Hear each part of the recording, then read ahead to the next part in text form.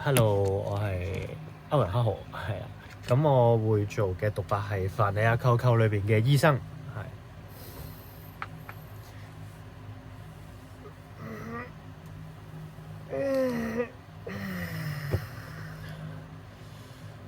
奶媽，我係咪唔同咗好多？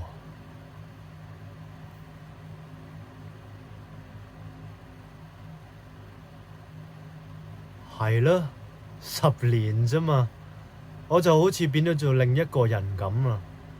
點解嘅？工作太辛苦，我太攰啊！由朝到晚喺度忙，奔波勞碌就冇得休息。就算夜晚返到屋企瞓咗喺張床咧，都擔心隨時有人叫醒我去睇病。我識你咁耐以嚟咧，我冇一日半日係覺得自由嘅。你話咁嘅生活點會唔令人老啊？成世人每日重重複複做住同樣嘅工作，污糟邋遢又無謂嘅工作，咁嘅生活就嚟逼到我唞唔到氣嘅。身邊啲人又全部都係蠢人嚟㗎，個個都正一係怪人㗎。佢哋諗嘢咧，專係諗埋一邊啊！個腦裏邊裝住嘅嗰啲嘢咧，全部都古古怪怪嘅。同啲咁嘅人一齊生活咧，唔使2-3年，你個人又變到同佢哋一模一樣。唔覺一諗嘢就會諗埋一邊。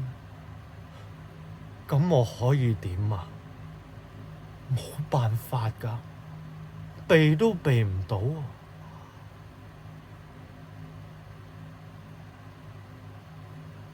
你睇下我筆鬚，又長又窄，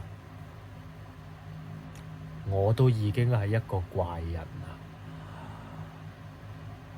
好彩，我個腦都未算蠢，我個腦諗嘢都仲係幾好，只係感情上開始有啲麻木咯。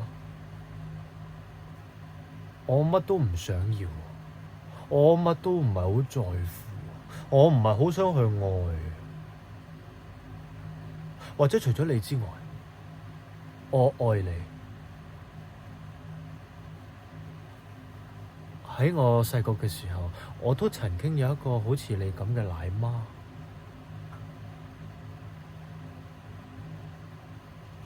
唔使啦，我唔食。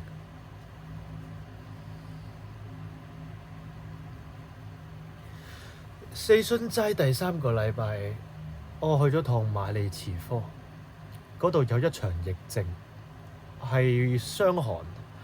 一個又一個嘅農民呢，瞓晒喺嗰啲咁嘅茅屋入邊，有啲豬仔同佢哋瞓埋一齊，仲有馬仔添，又臭又污糟，簡直係烏煙瘴氣。我忙咗成日，我連食飯嘅時間都冇。到我終於返到屋企，瞓喺張床，我都仲未有得休息。佢哋託咗個鐵路工人入嚟，我將佢放咗上張台度，用哥羅芳去幫佢麻醉。我啱啱開始同佢做手術，佢就死咗啦。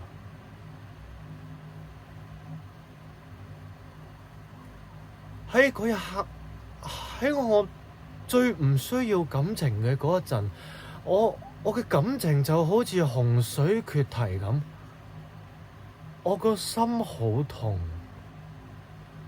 係你殺死佢，係你殺死佢。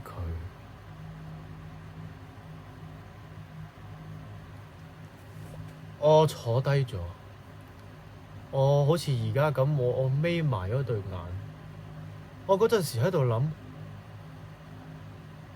我哋而家咁努力為後人鋪好條路，喺我哋死咗之後嗰100-200年，乜仲有人會為我哋講好話咩？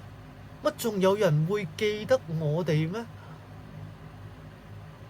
唔會啊，奶媽，肯定唔會啊！